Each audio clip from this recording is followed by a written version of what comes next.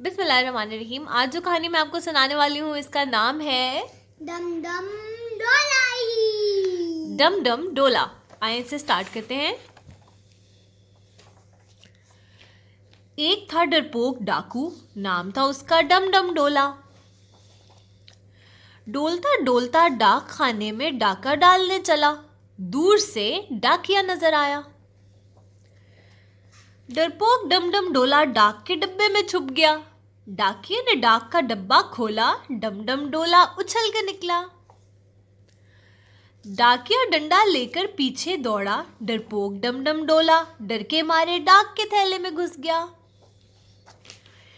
डाकिया ने डाक का थैला कंधे पर डाला और जेल खाने की तरफ चल पड़ा। इस तरह डम डम डोला पहुंचा जेल में।